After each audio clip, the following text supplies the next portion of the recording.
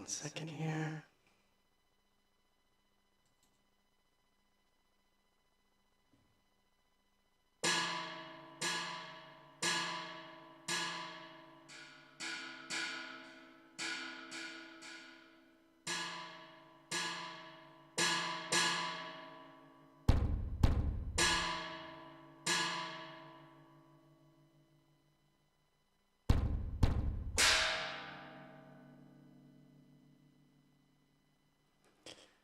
Live improvisation. Old song.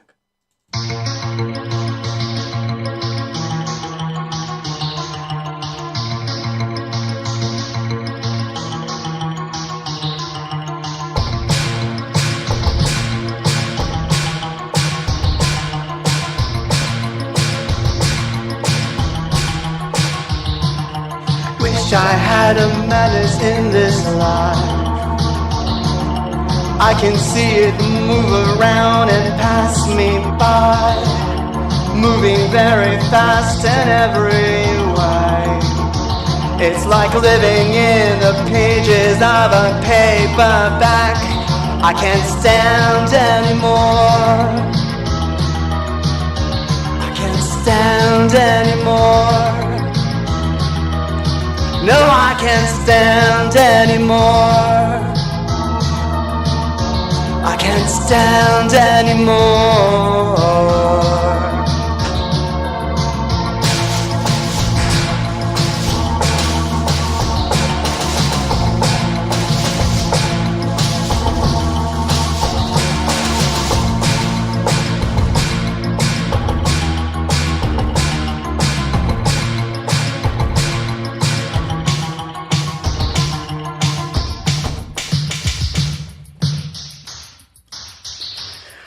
Always stay inside and lock my door. If I go out at night, I think I'm wrong. If I'm ever right, I don't have many friends. I've lived my life in the pages of a paperback.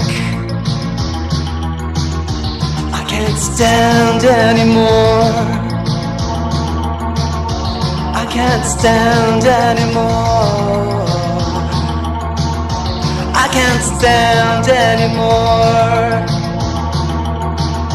I can't stand anymore.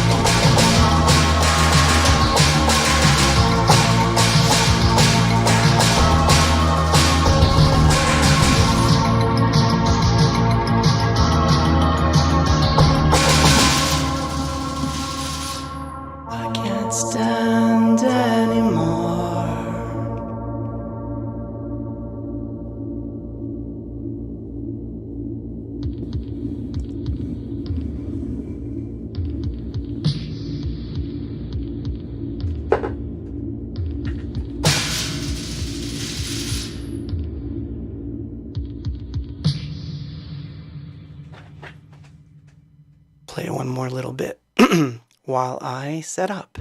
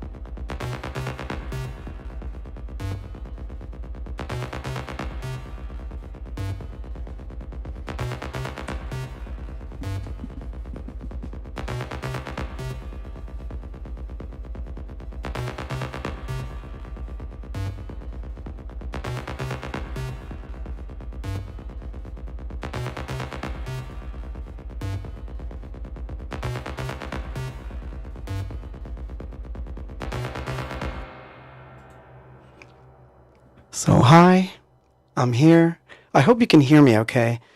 Let's see. It's been what a weird ride this week has been in this room. So hi, I'm going to say hi to some people here. Let's see. I'm trying to look over here, but also have to stare over here. I need to put the camera over there somewhere, but the screen would be in the way. Hi, Emilio, Claudio, Max, Jeff, Julie, Mean Gene, Scott, Anthony, Marcario, Mad Zephyr, Jose, Ira, Wendy, Mai, thank you for being here. Rita, all of you people, thank you. Thank you for spending this time with me.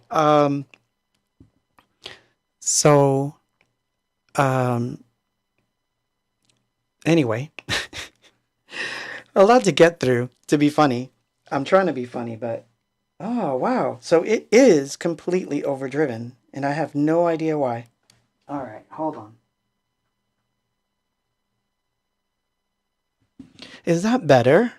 I think it's better. Okay.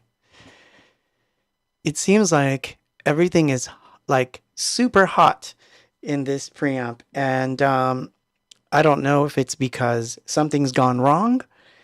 Well, something definitely went wrong because I had to rewire half the shit on last Saturday, and then I did it again a few days ago. Some stuff wasn't working, so I was worried that I wasn't going to be able to stream. But in any case, I did fix it. But yeah, the preamp is very hot, and I don't know why. Let me try something. Hold on.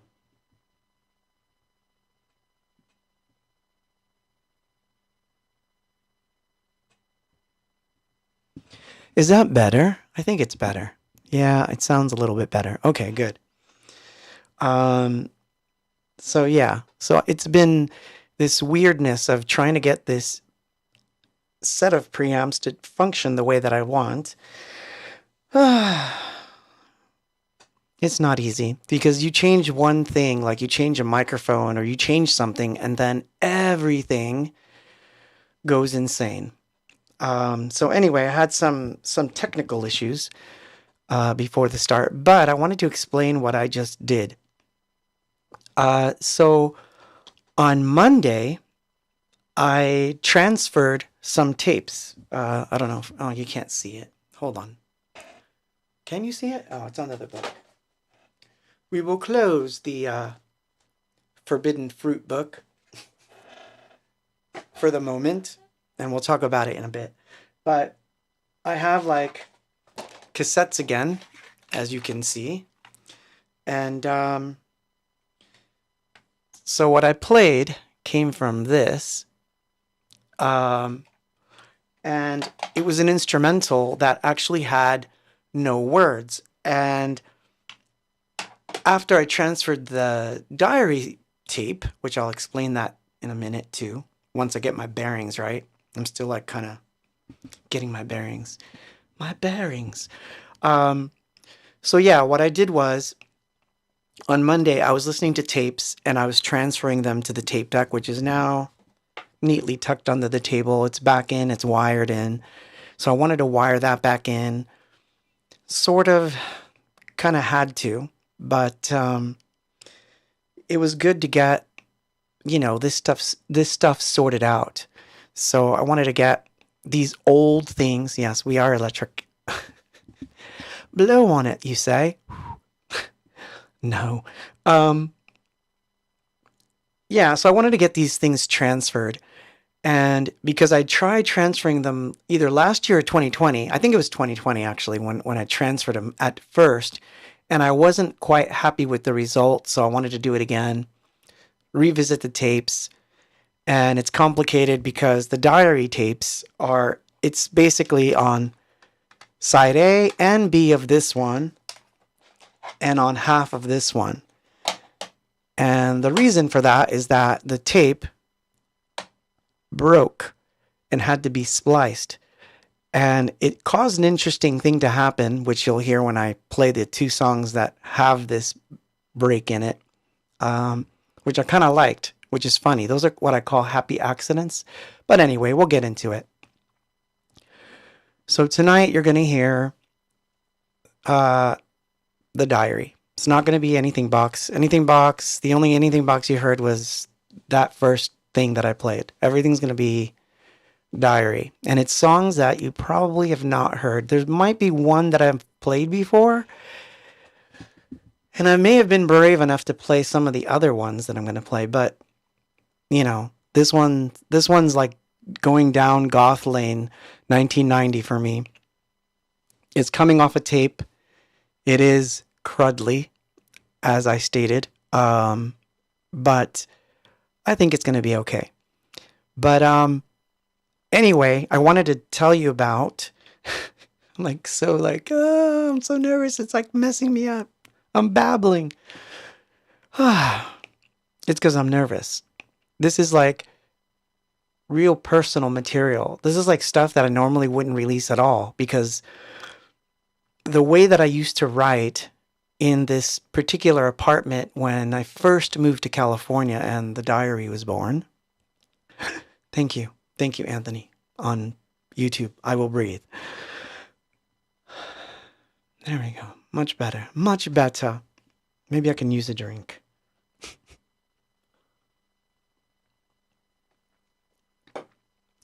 The way I used to record, which I've found has served me well, and I abandoned that approach, and I think I'm going to go back to it. I've been talking about that a lot, going back to old techniques, but this is what I used to do. I would write something, sequence it,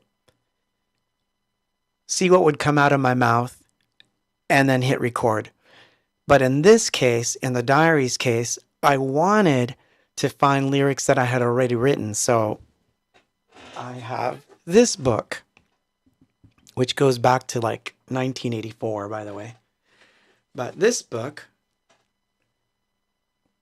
painting on the cover is mine, is called Forbidden Fruit.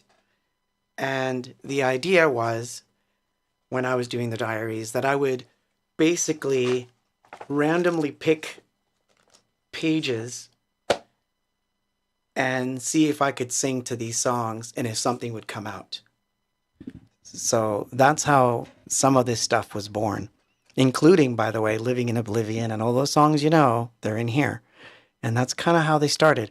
But what was interesting to me about the diary stuff was that in the course of like 2 days, everything gelled. It was as if the words were waiting to be found, waiting to match up to that music. So that was kind of cool.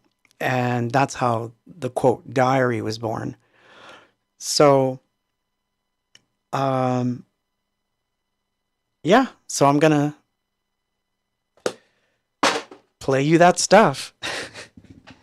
So this is like a precursor to page 1. I don't know if you know this story, but it used to be called the Swiss Diary. That is you can even see I wrote it on there. And that was the painting that I made. Drawing that's on the cassette itself. Cassette's inside. And I transferred it. Of course, if I do release it, it won't be called the Swiss Diary. It'll just be called the Diary. I may release it. I'm going to continue to mess with the audio a little bit and try to clean it up, which is what I did all day today. Because the tape was really messed up. It was really muddy, so I had to kind of clean it up a bit. But anyway, it's a lot to talk about, because also this week I've been working on vocal comps for an EP that I'm going to be releasing, an official EP, of course, A-Box, and I'm almost done comping vocals, and you probably don't know what that means, but I'll come back. We'll talk about that. We'll talk about the updates on certain things, and I still feel like I sound distorted. And I don't know why. I don't know why. There we go. Much better. That's better. Okay. Look at that. It just took a little bit of work. Let's start with the first song. So, the first song actually has no drums, which is bizarre, but it has no drums. And it's a short one. So this is kind of how it starts. Oh, and another thing I have to tell you about this before I play it, because it's important. It's very important that you understand this point. So this was during the time that we were supposed to be writing some new songs to finish Peace. And Carmen was written around this time, and Jubilation. And they thought that maybe I could be inspired to write some other stuff if they gave me certain equipment and let me use it. So they gave me an Emacs sampler, and it was a mistake. I still sound like shit. I don't know what the hell's going on here. Is that better? Okay. I'm trying so hard to get this mic today. And it sounded good before. I don't know. I'm going crazy. But anyway, back to my story. So what happened was they gave me this Emacs borrowed, and they said, you know, it's got some orchestral sounds in it. It's got some cool stuff. You'll find it interesting. Try something out and see what happens. Well, true, Carmen came out of it. I felt the pain had some parts that came from it. But then I discovered an electric guitar sample that was in there and a bass. And once that happened, I went off into a weird direction. And of course, this was not going to be on Peace, and it wasn't going to be on anything that Anything Bucks was going to do. It was going to be this weird stuff. And it was Danya that actually named it, because there was a crate that was just like a record crate that was in my living room, because that's where the studio was at the time. And when she heard it, she just looked at the milk crate and said, Swiss Dairy. And so I was like, Swiss Dairy? That's funny. That's a funny name for a band. I'm like, no, Swiss Diary. And then that's when it became Swiss Diary. And then later on, I shortened it many years later and recorded Page One, which is the first album by the Diary. And anyway, first song. What is truth? I'll do the overhead.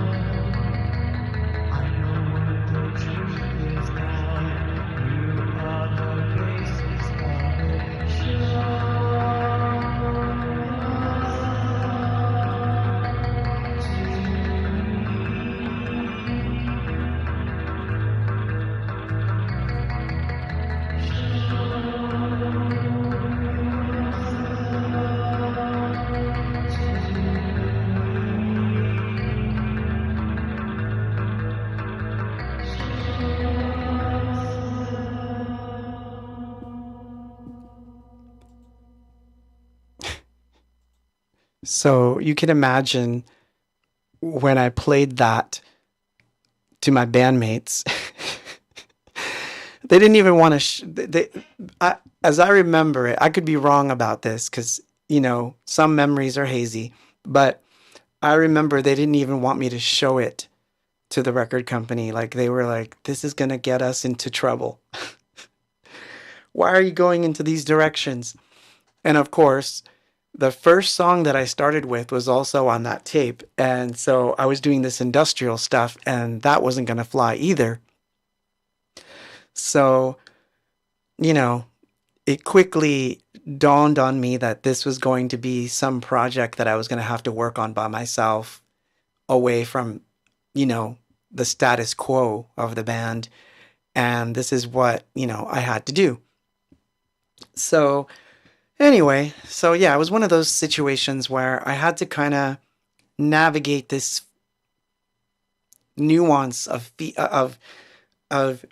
them liking it, but knowing that it wasn't us. We weren't going to play this stuff. It's like, who's going to play guitar? Because Paul wasn't playing guitar then. And we weren't intending to get a drummer and a guitar player. So the whole thing was doomed. So, but I went with it. I ran with it. So for 2 days, a dot. I wonder what dot you have. Carlos. So it was 2 days of like this weirdness of like writing a song, trying to get it arranged quickly, going into the book, trying to find a lyric that fit. And when it did, it gelled. And I was like, oh my God, it works. I don't know why it works, but it works. And I just would record it. And so basically these songs that you're going to hear tonight were all like single file, like one after the other in the period of 2 days. So anyway, so if you're tuning in, this is not the normal stream where it's ABOX stuff and I play the demos from ABOX and all that kind of stuff. That's going to come soon again. But this week we're going dark. We're going to go dark. But it's fun. Some of it's fun stuff. So anyway, I hope so. So I was listening to, at the time, I think it was Clan of Zymox, a lot of Joy Division, Bauhaus, The Smiths, that kind of stuff. So I think you'll hear that some of that comes out. But I was also into a band that you guys don't even know exists. But back in New Jersey, there was a band that was opening for us a lot called Bellas Artes. And I really like them. And I think that what happened was that the guitar sound that was in that Emax reminded me of them. And so I let that fly, So anyway, so I've played this next song on this stream before, but this was another version that I found on the tape. And I'm going to play this one next. And then we'll talk about this stuff some more. But of course, topics are open in between. So we can be talking about completely different things while I keep coming back to the stories and whatnot. So feel free to ask questions. I'm going to look at the chat, type on the chat if I can. And this one's called 22 Years. 22 years. A long time indeed.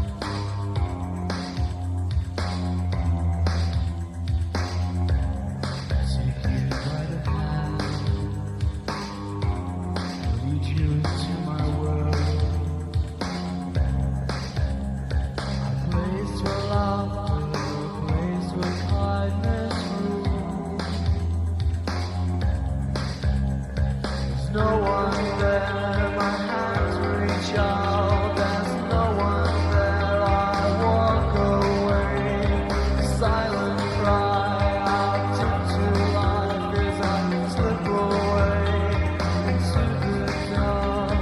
22 years is a very long time to wait for you, to search for you. 22 years and I'm dying inside. I wait for you, I search for you.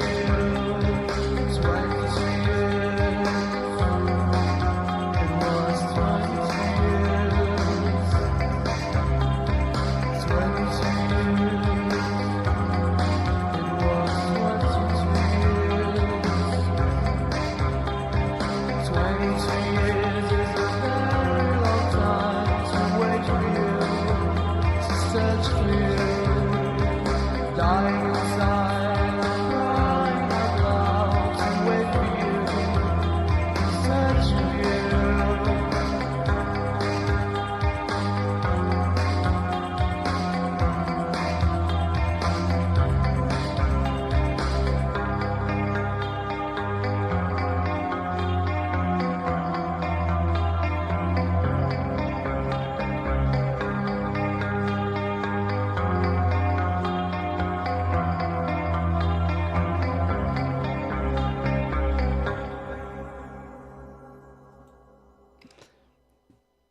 Thank you for the compliments. It is a rough thing. This vocal is driving me crazy. It's gonna drive me crazy. I'm gonna have to deal with it at some point. I'm trying. Oh, that worked. Okay, all right. Much better. I guess I have to kind of like realize I'm loud. Oh, nice, Robert. Hi. Thank you for being here. This is gonna be good. It's gonna be weird, man. This is gonna be like they're gonna just get weirder and weirder. So you get the gist, right? So I have the drums. I know what drums I'm gonna use now. I have a bass. I know what bass I'm gonna use. I have the guitar. I know what guitar I'm using. And now the Juno comes in, and I decided that this was the arrangement. And so now I was armed for 2 days to do the rest of the songs. And someone asked me why these weren't released or why they didn't become, properly recorded. And it's a very good question, actually.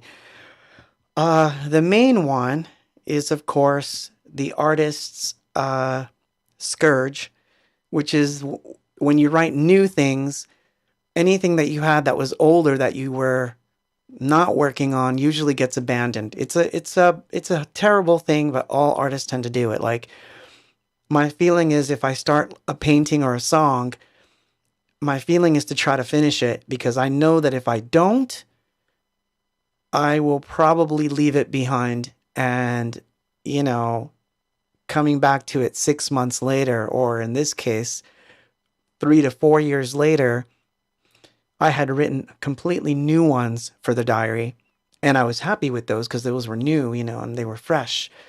So I wound up recording, and the idea was I would do page 1, come back, record these, and do a page 2, but that never happened, in spite of the fact that these were the first ones.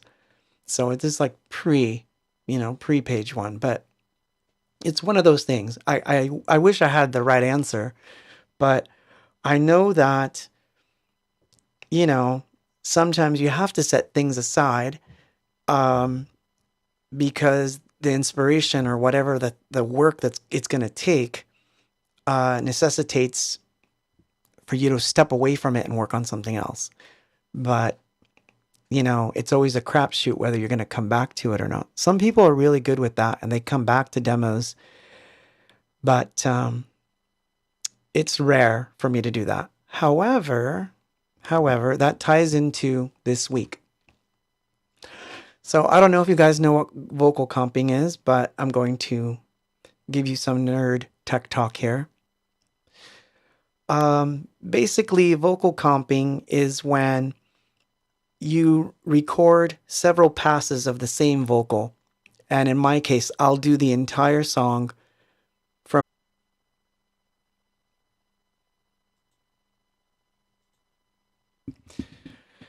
Okay, so the interwebs decided not to cooperate, and we got cut off. And I don't know why, but we did. So I have to tell the whole story again. Maybe I'll explain it better this time. But first, Mai says, I think you should do some shows billed as the diary. Well, you know, I would if I had a band, because this is the kind of stuff where it can't just be me with synths up there. It wouldn't work. There's something very bandish about the diary, which was always the problem. I couldn't ever tour on it or anything like that because I would need a guitar player, I would need a bass player, probably 2 guitar players, and a drummer, and I'm such a perfectionist that it would have to sound just like, you know, the other stuff. But anyway, I don't know at what point it cut off, but someone asked, you know, why I didn't release them, and that was the answer. But I'm going to talk about this week because that's where I think... Nice. Scott says, I play bass, I'm in. Just learn the songs, man. So yeah, vocal comping is when you take several lanes or several tracks of vocals and you basically cut between the performances to find the best performance. I find that it's a better way of doing recording for myself because you're singing the song from beginning to end, so you have a full performance, so you're not punching in a line. I don't like punching in lines. I'll do it for a backing vocal or something like that because it's just a line. But the full song, I prefer to sing all the way through and then cut between the different takes. So anyway, this week, that's all I was doing for an EP. And the reason I'm bringing this up is because it's an EP of old Anything Box songs that are on the set. I occasionally play them out live, but I've never released them. So Heaven, Industrial Wasteland, In Your Smile, you know, those songs. And on occasion, I'll play them live. In fact, I did on this last tour. But these are songs you can't get anywhere. And the only thing that we have are like either really, you know, raw demos or just really bad recordings. So I decided to revisit them, and I've been recording, comping vocals this week. Next week I should start mix, which means that hopefully in less than 2 weeks I've got something. And that'll be, you know. So, anyway. All right. Let's play the other song. So, here's the other song from the diary. Pre-page 1. This one, I think this is the second one that was written in the 2-day thing. I kind of have them out of order, so it kind of messed me up.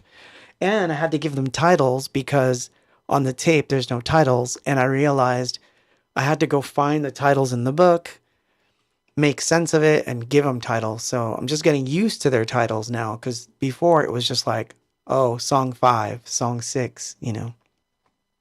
But anyway, so this one's called Accept Me. Not accept me, although you could kind of ping pong the two, I suppose. But anyway, UFO Cam, Accept Me.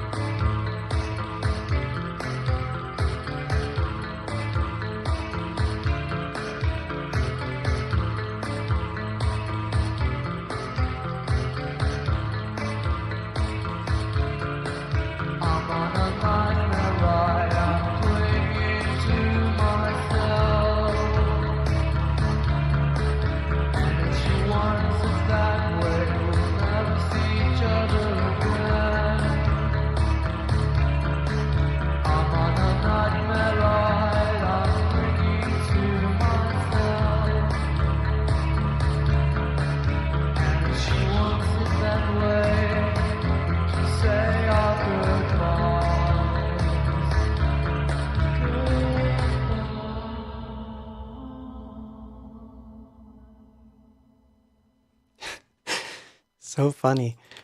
It's a funny track. So okay. So well, first of all, hi Greg. It's love the pictures you sent, man. Um, keep sending them. But so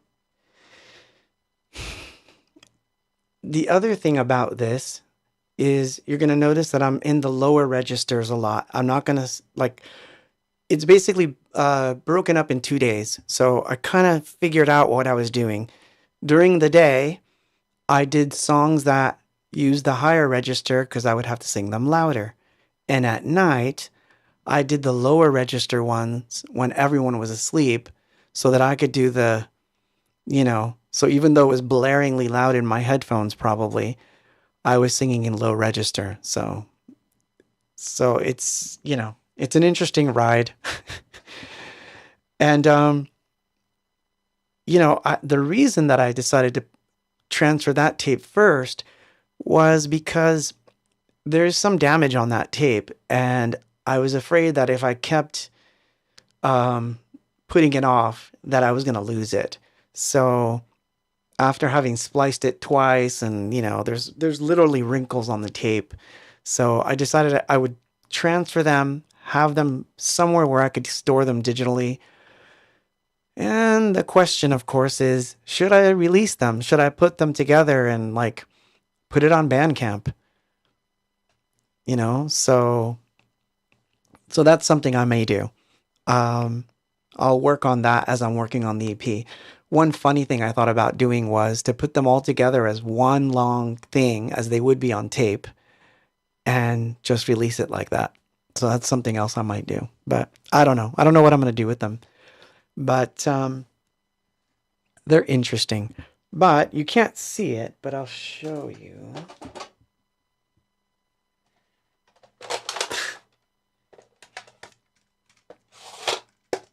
So that I don't mess them up. This is how many I haven't done. This is how many I haven't gone through. I have no idea what's on some of these. And, I have demos from other bands too, because I keep them all. So, here, I'll just show you some of the demos I've got that I've collected over the years. So, Subimage, which I met the guy from Subimage, and he gave me this demo. My friend John, he has 2 tapes in my collection. Torture Garden, which was Rui, back in Jersey. And I've got a bunch of others. I even have Paul's first demo tape. Haha. Which I'm going to have to make him a deal. I'll give him his first demo tape if he finds some of mine, and we'll trade for a day or so. But it's funny. But, Anthony, you said you missed the song. No worries, man. You'll always be able to watch it tomorrow or, after the stream's done. So yeah. So in these 2 days, I was just working on this stuff. The other thing, it's funny how memory works. It's like you extrapolate certain things from your memories and you start to reconstruct the scene, and then more details start coming in. So now as I was thinking about it, I realized that this particular thing came off of us playing Houston for the first time and then me driving back. I think this was 2 days or 3 days after I had gotten back from driving from Houston back to California when we did our first Houston show. And so that's when the diary stuff happened, because I don't think the album was out yet. I think Only Living in Oblivion was out and it was on the radio being played, but I don't think the album was out yet. Interesting. See, this is when I want to go back to my journals and start reading anyway. So this song is called Lifeless Things. And so this is one where the tape splices and gets effed up. But this actually happened when I recorded it. So I want you to picture the scene. So I'm recording. I hear the tape deck stop. Can't speak. I hear the tape deck stop. And so I'm like, what? And then I go and look, and the tape had broken. So I went, fixed the tape, put it together with tape. And I probably didn't have any other blanks, or I would have, thrown another blank into the tape deck and then started the song over. But what's interesting about this is that this break was accounted for on the other side as well. And it kind of helps the song. You'll kind of understand when you hear it, but it's interesting. Listen to what happens and you'll understand. So this is called Lifeless Things. Why am I playing this? Although this is one of my favorites.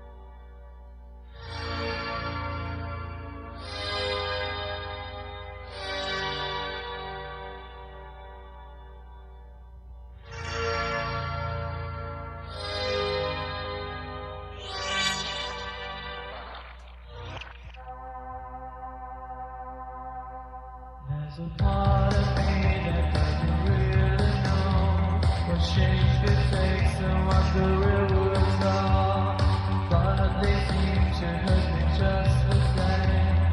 There's a ghost inside of me, I can hear it loud.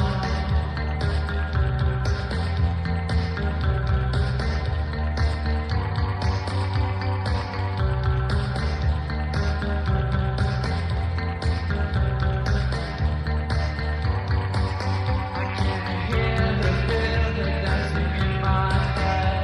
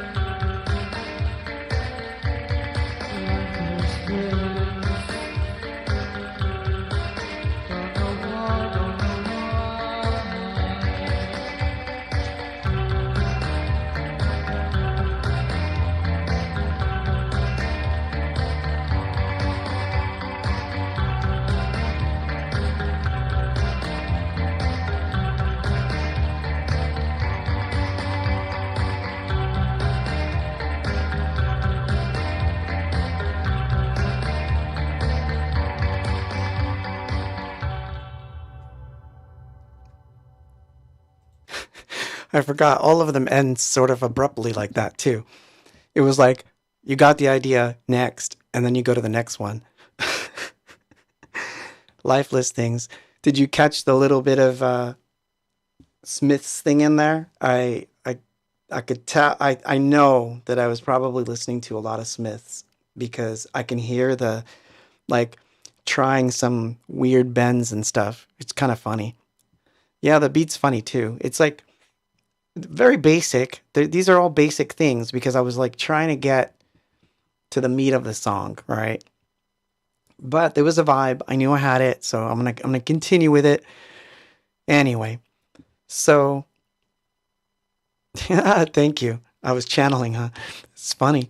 So yeah, no, I was getting my I was what I was trying to do was exercise all these feelings to get them out of I think just having come back from this craziness of that first show in Houston. I'm almost certain that that's when it was because the record hadn't come in yet and we had gone to Houston, we played a show and then we came back and there was still this pressure to finish like, you know, what's next? What's next? Um so which is the kind of pressure I was feeling this week. Um and well, I got to show you something. Hold on. I have it around here somewhere. So my friend gave me this. So we met up and had pizza, right, Claudio?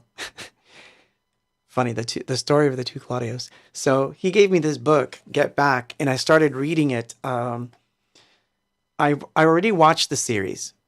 So first I'm going to tell you that I watched the series. But I found the book very interesting too, because the book follows along almost as if it were a journal. And that's sort of how I operate. So what I think was a good motivator for me was how they did so much stuff and how they were able to complete so much stuff. Basically, hold on, I'll tell you.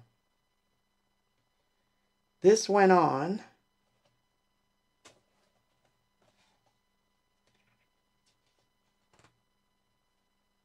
I had it.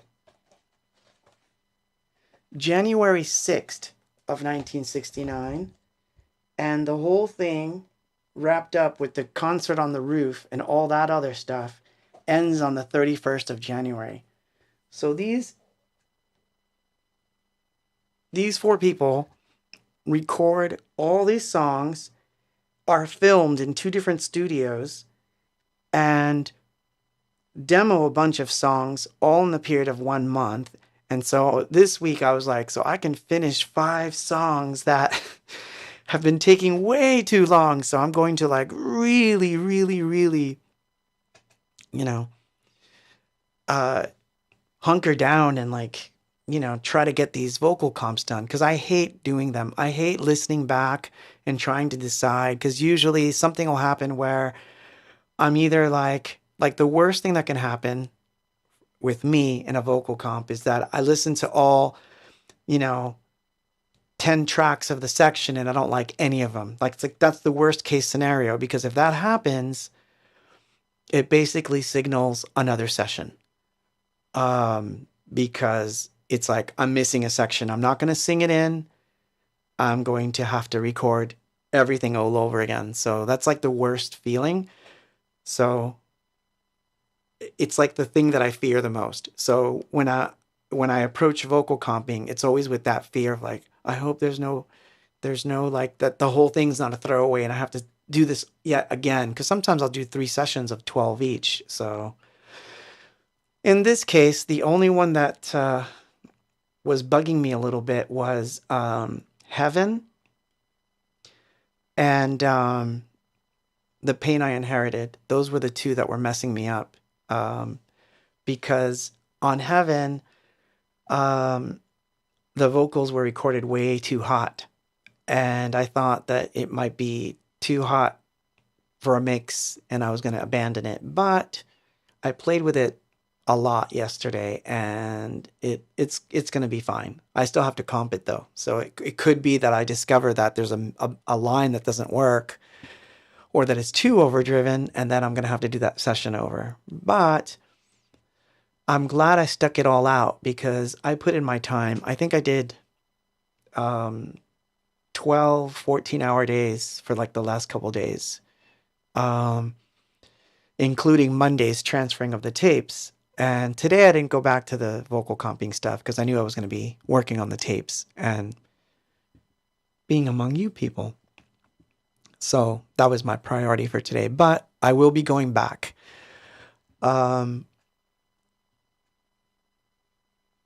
Haha, that's so funny. I don't know that it would make a good show though. Shit we talk about, you guys wouldn't want to know. But so anyway, so here I am working on these Anything Box songs that were abandoned. And by the way, the EP now has an official title. It's Abandoned Works 1. And then, yeah, that implies there's 2. And after that one's done and mixed and doing its thing, I think I'm going to do a limited edition CD. Not many copies, but I think I am going to do one. And NFTs for it, a bunch of stuff for that one. So I'm going to finish that one first, and then Abandoned Works 2 will be next. I think I'm about halfway through that one. So I'm on track. Hopefully I don't mess it up, but I'm on track. And then I have a third one, which is a really weird experimental thing, but you know, and I might release these tapes in between at some point, depending on the consensus. We'll have to have a consensus after this video's, live. We'll have a consensus about this tape stuff, if we're going to release them or not. But anyway, let's carry on. So the next song is called Inevitable. And this one, you can see where this one went into probably 2 songs that are on the Diary's first album. This could have fit right in. Some of these actually would have fit right in. But anyway. Interesting. So, Inevitable. That's what I'm going to play for you. I hope you're enjoying this, by the way. Feel free to ask me questions. Let me answer a few since I'm here. Hold on. Was the Houston show a festival during the day? No, it was not. It was at a club. It was actually, I believe, the Lizard Lounge, I think was the actual first one. And we were there with Red Flag. That was the one, I believe. And that was also where we first met T for Two.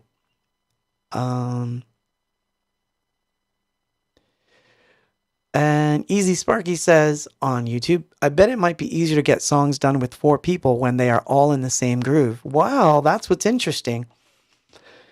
Apparently, yes and no, because as you read this, the Get Back thing, or if you watch the session, it seems like it's never going to happen. Like it's never going to coalesce. They couldn't even figure out if they were going to play on the roof or not until like literally a few days before it actually happened.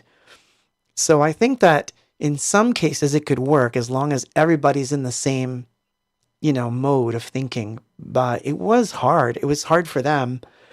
So I can't imagine having to bounce more ideas off of people now because it's not the way I work. But I fight with myself, so that's even weirder. I just fight with me. It's like, I don't like that part, but you liked it yesterday. That's me. The schizophrenia gets in the way.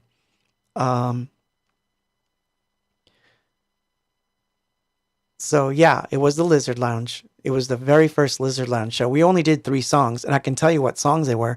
And what's interesting about that show, by the way, just because I'm going to be, give you trivia about that show. The 3 songs we played were Living in Oblivion, of course, last, Our Dreams, and Pieces, which was supposed to be the B-side to Living in Oblivion, which was never released. And that master is missing. That master is still missing. Which, by the way, I need to talk to John St. James and see if he's found it. Because we did have a chat about that particular master. It would be awesome to have that, because we recorded that song. Like, we literally recorded it. So I hope that resurfaces at some point. So it wasn't the Lizard Lounge?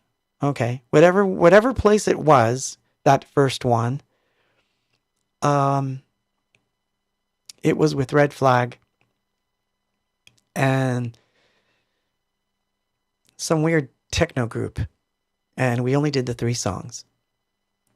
So anyway, hi, Steve. So that's funny. I just realized what that sounded like. Hi, Steve. No, I'm kidding. But hi, Steve. Good to have you here. So yeah, now I'm kind of confused because there's no video to prove. That was the one. I know the one you're thinking about, Robert, but I don't think that was the first. I think when we got back and did that particular show with T for 2, I believe that's our second time, because the first time it was a quick appearance in Houston and it was with Red Flag, and it was definitely the Lizard Lounge. Yeah, the New Year's Eve show. So to correct things, you're correct in that the New Year's Eve show definitely now dates these tapes, because it was after that I recorded this. So it would have been 1990. So now we know that it was 1990. Julie says, I saw you guys in a place called Club X in McAllen. That's awesome. I was just there. I was just in McAllen a few weeks back. Love playing there. I loved playing Club X.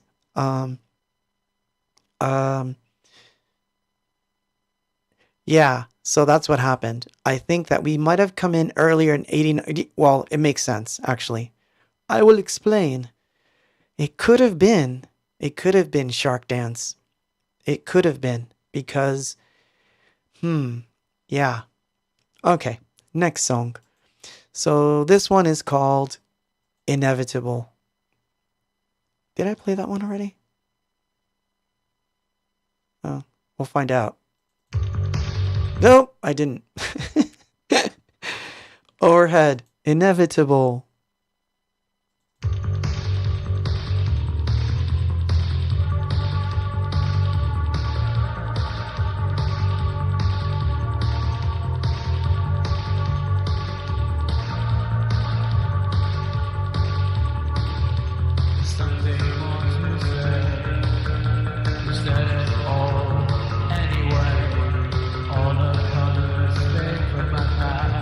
Life is full of miracles and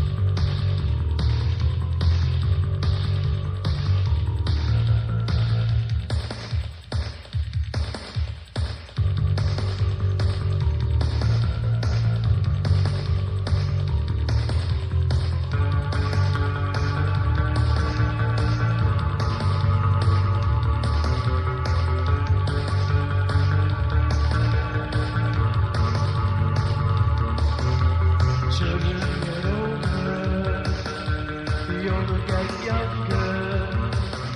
The younger all know that time must come. The circle keeps turning.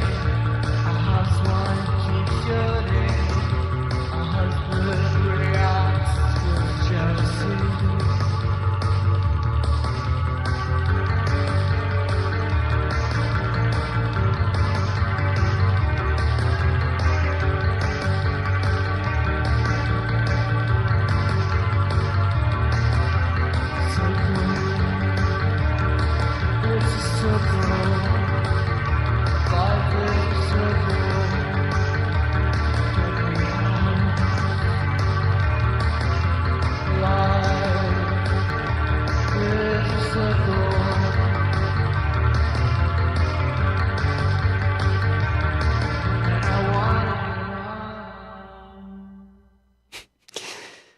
And I want to get out.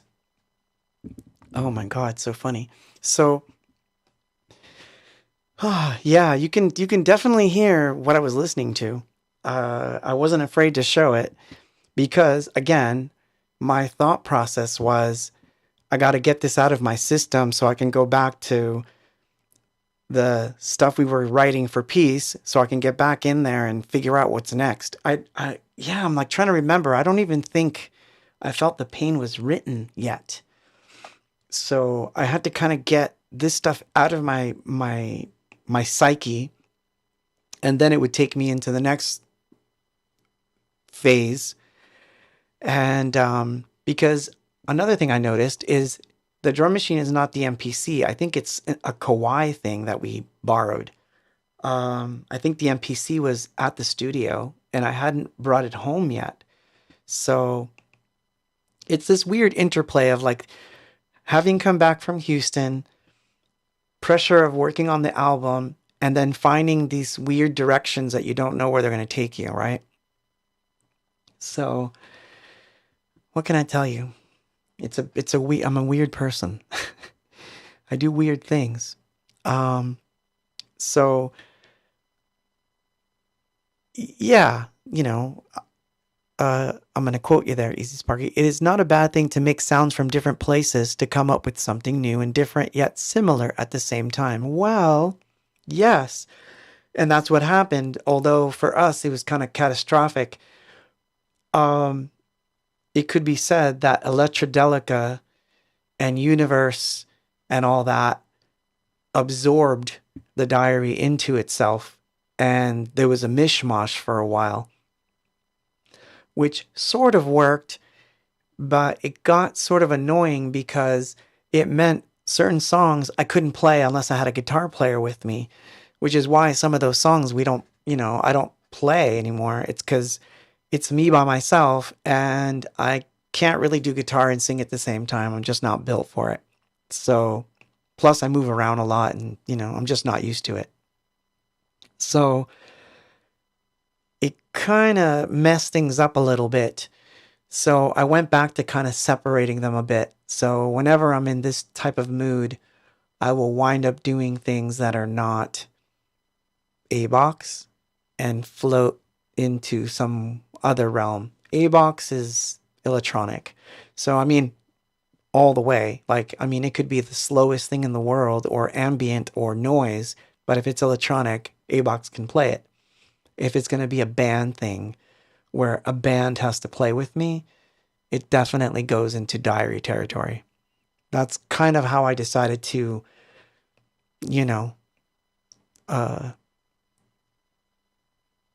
make the transition. I'm going to check Twitter to make sure nobody posted stuff because I said I would take questions there too. That's funny. I lost my place. Oh, so someone had asked me, let's see. Well, I guess that answers the question. Did the diary songs not fit into the A-box persona? No. So now I kind of know where that alter ego is and where it kind of splits off. And then another question I got, let's see if I can find it. Nope, can't find that question. But it is one of those things where, no, I get it. Like if I pick up like, a particular synth and I play with it, it's going to inform me in a certain way. If I pick up that drum machine, it's going to inform me in a certain way. But those things together, I can still call anything box. I know that if it makes a noise, I know that it's a very anything box thing to do. But the minute I pick up a guitar, I know I'm in diary land because I'll be thinking of arrangements that work with a real bass guitar or real drums. I very rarely want to just add guitar to electronic stuff. It's rare. I don't do it often anymore. It's like I stick to the electronics mostly because I know that when I go play, it's become a thing where if I'm going to play live, and that's a misnomer too, but if I'm going to be on stage with a bunch of machines, I want you to know that they're machines and that the sounds that are coming out of them are machine-like. I don't want you to hear like all these guitar washes coming out of the speakers and it's like there's nobody playing guitar up there, so I would definitely need a guitar player to do diary stuff unless I convert it. So that means I would take the diary song and completely turn it around and make it into an anything box song. I did do that once, and it did work. So that can happen, but in this case, these songs, it didn't happen. Anyway, I hope you're enjoying yourselves. I hope you are. Let's play the next one. So this one, I think... Wait. Let me play it for a second. Nope. So this is okay. I'll play this one next. So there's 3 left. Just so you know. 3 left and it's over. The whole thing's over. Because I gotta get back to work. But no, seriously, I am gonna go, I am going to be doing more comping and I have to figure out this wiring situation because another thing that's happening is I wanted to play a video and I couldn't play it. It wouldn't stream it out. So I'm having some trouble and I'm gonna have to dig deep and find out where this came from. I think some driver got updated without my knowledge, which I can't stand when they do that. And it messed something up because signal flow in this room has gone cuckoo nuts. And, but anyway, so let's go and play a song, shall we? And again, topics open. You can ask any question you like. This one's called Bringing Shame.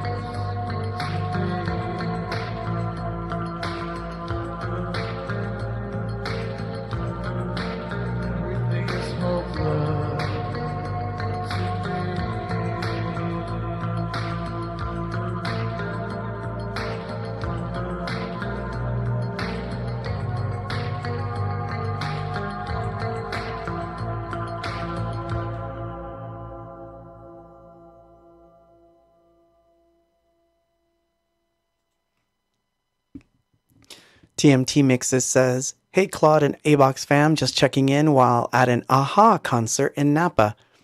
Wishing you all the best during the A-Box stream. Maybe Claude will make his way up here someday. Hint, hint. Peace." Yes, I definitely want to go up there. Are you kidding? Oh man, wine country. I love it. I went to a friend's wedding and I drove all through that area and I thoroughly enjoyed it. I need to do a long drive soon. That's another thing I need to do. So yeah, that one was called Bringing Shame. And so it's the lower register stuff. And there's like maybe 3 or 4 more that I didn't get to, that I'm still cleaning them up. And trust me, it's literally, it takes a lot to get them to sound normal again, because these were really damaged. And I got to tell you, man, technology is amazing what you can do to restore certain things. Obviously, there are things that I can't restore, but it's just amazing how much I was able to grab from these tapes. So there's 1 or 2, like I said, that I'm still, interested in like cleaning up, and I'll have to feature them at some point, or I'll just add them to this. But yes, the diary would require a band, and I'm not ready to be in a band right now. So the recordings will have to do. But you never know when I'll get that weird feeling like a diary album is due. The last time I did it, it turned into a blues record. Like almost literally, it's a blues record. The second one's more like a punk record, so it's kind of funny. Like it's a funny alter ego. So I kind of like it because it keeps me away from not doing anything. No pun intended, but it's that feeling when you don't know what to do. I know I can go back to a normal bass guitar and just write some, dark stuff, and it'll bring me back to whatever I need to come back to. Although these days it's easier to get on the synths and do stuff. I don't feel that as much. But it does happen. Oh, by the way, TMT Mixes, enjoy that concert. Thank you for that, Easy Sparky. He says, "It would be really easy to be jealous if we were not here with Claude." Thank you so much for that. Thank you. I don't know that that's actually a good trade-off, but thank you. I am a bit weird, but, so, 2 left, and 1's really short. But this next one,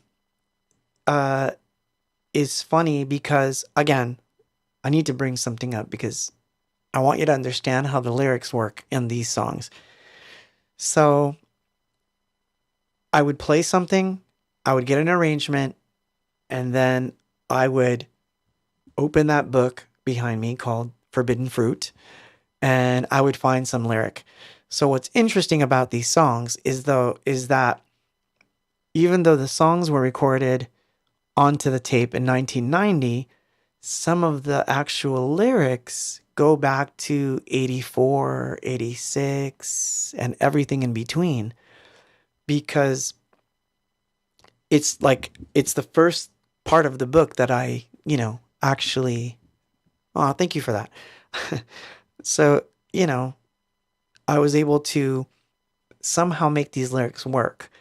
And for whatever reason, when they were written, presumably there was a song involved, and for whatever reason, the song is either lost to time or it never went anywhere. So it's cool to keep your lyrics. So if you write lyrics, keep your lyrics. Even if the song winds up being a shitty song in the end, keep the words, because you never know where those words they might be meant for something else. So it's a good practice.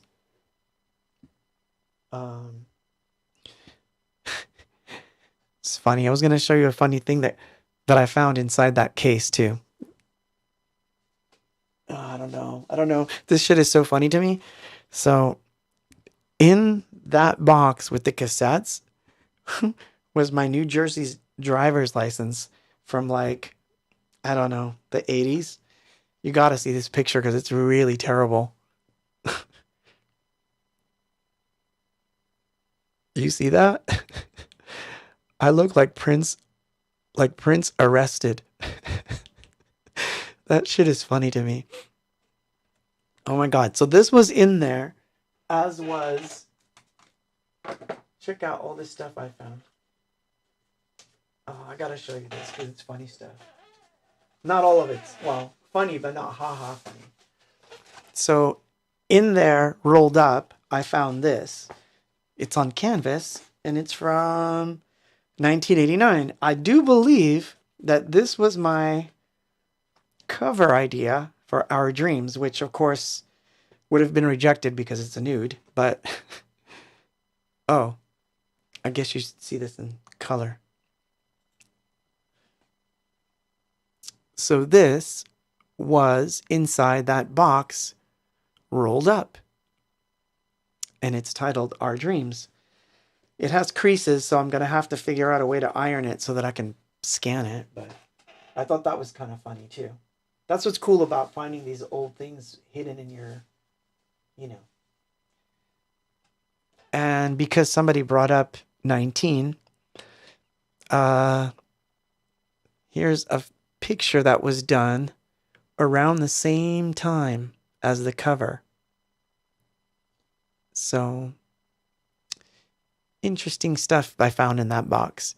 Oh, I intend to. I am going to NFT all of it at some point. Believe me, I'm only getting started on that stuff. But, oh, shit, I forgot to say. So before I play the next song, I need to do a promo. Sorry.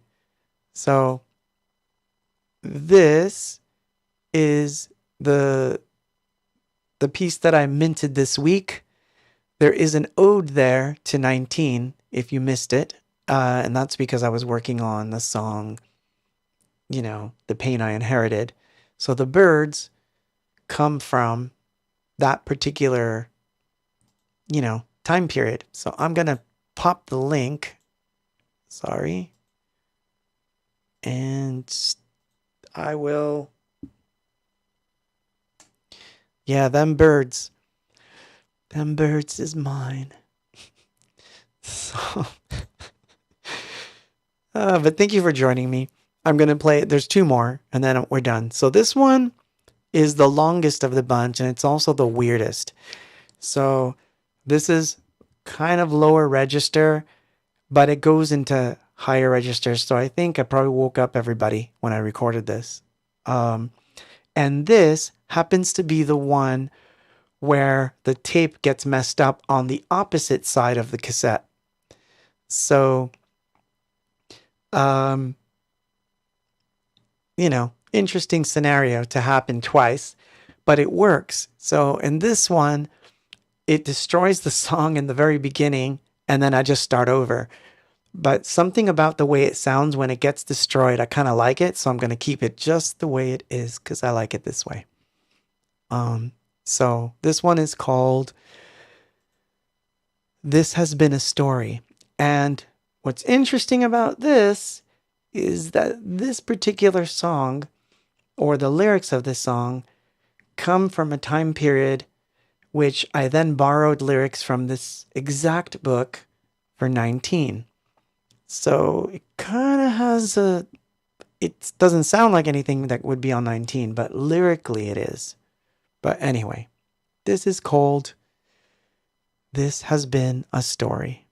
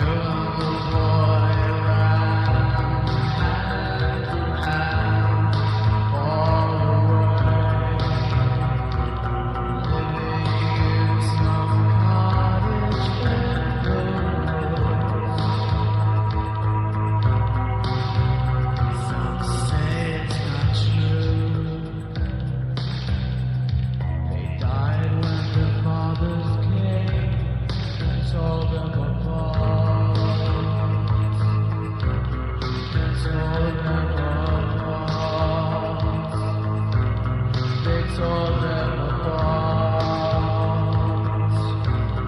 It's all ever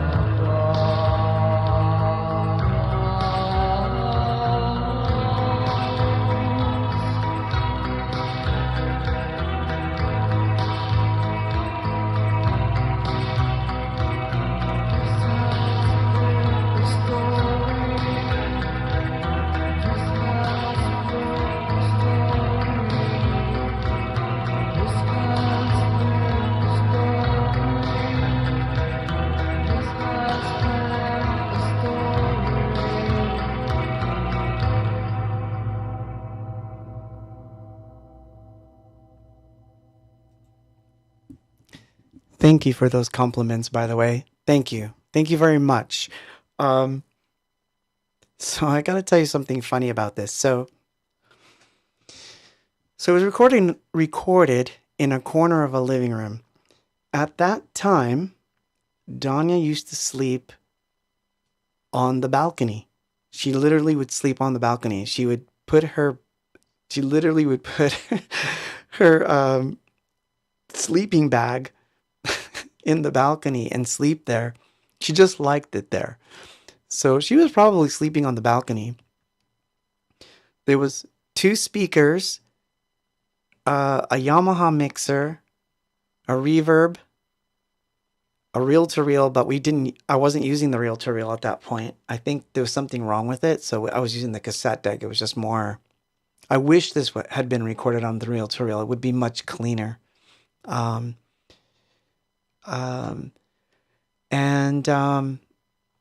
Yeah, I was just live in that room, just messing about until you find something.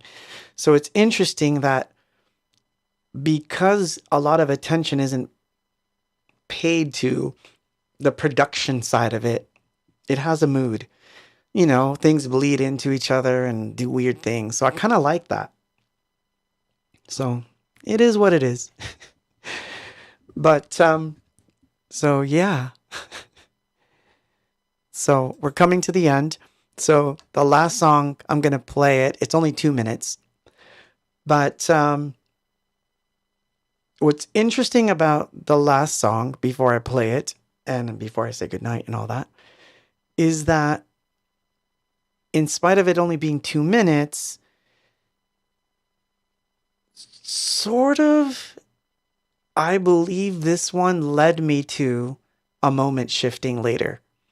I feel like this was kind of the first draft of what would become a moment shifting.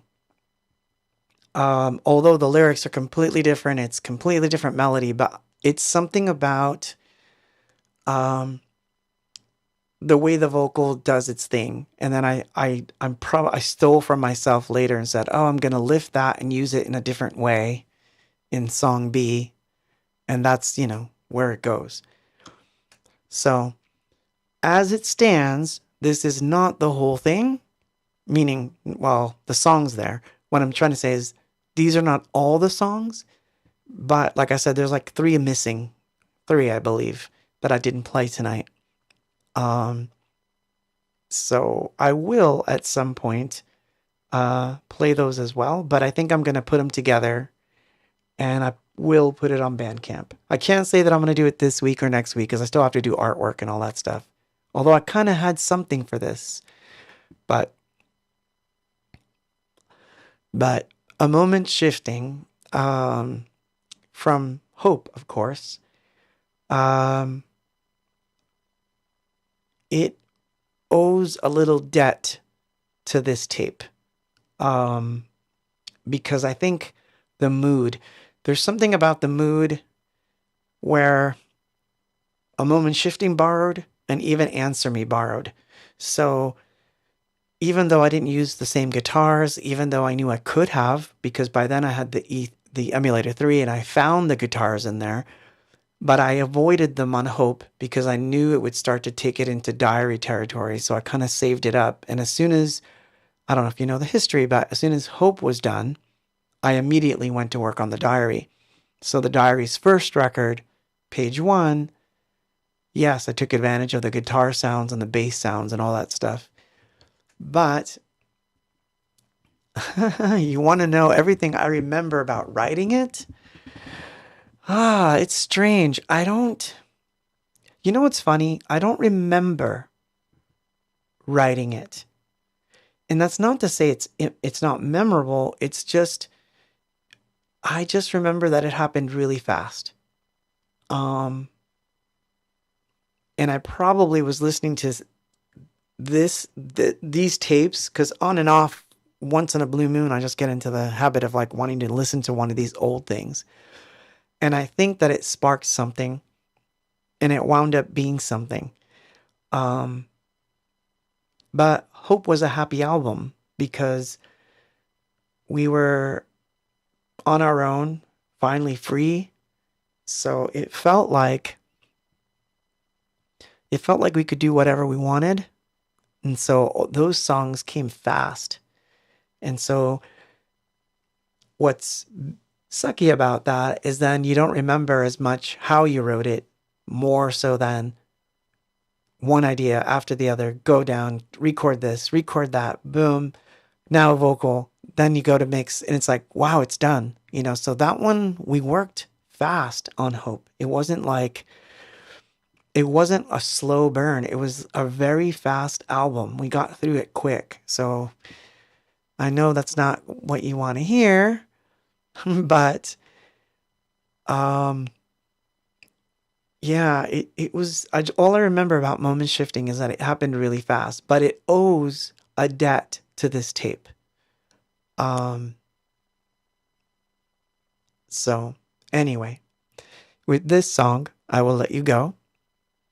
It's a short one. There's no drums on it. It's just a strange little song. It's called Within Me, but you'll understand the relationship between that song and A Moment Shifting. I think you'll understand. Or maybe only I understand it, but it doesn't matter. What matters is either you like it or you don't. I mean, really, that's really what it boils down to. A song either gets us or it doesn't. So this was one where I kind of thought I had it, but you'll understand. All right. And with that, I say good night. So I'm going to play that one, and good night after that. Can I have the moon? May I please have the moon? May I have the moon, sir? Just one.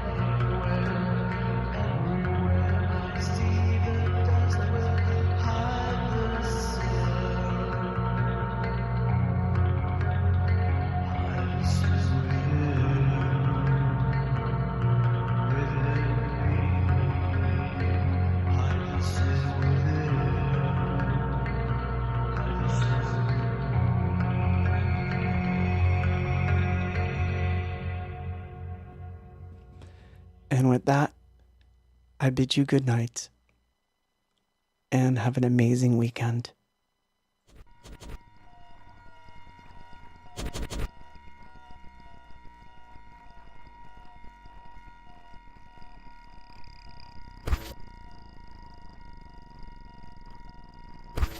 I'm tired of it. Can't you see it?